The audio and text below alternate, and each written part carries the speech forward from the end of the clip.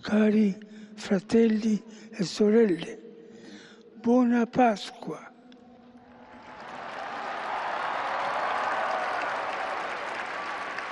Il maestro delle cerimonie di leggere il messaggio.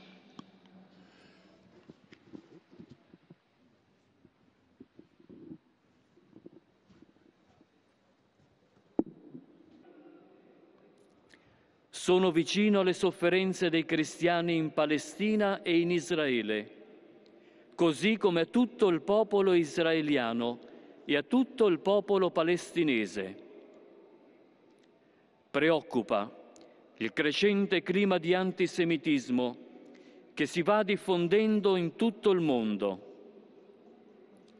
In pari tempo il mio pensiero va alla popolazione e in modo particolare alla comunità cristiana di Gaza, dove il terribile conflitto continua a generare morte e distruzione e a provocare una drammatica e ignobile situazione umanitaria. La nostra speranza conceda pace e conforto alle popolazioni africane, vittime di violenze.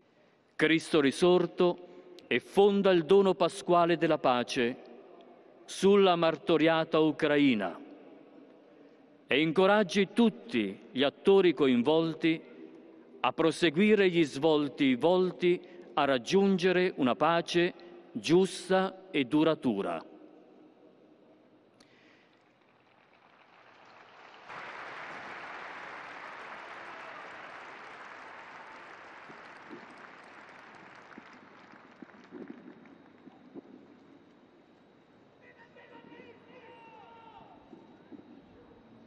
Perché conservi a lungo il Papa a guida della Chiesa e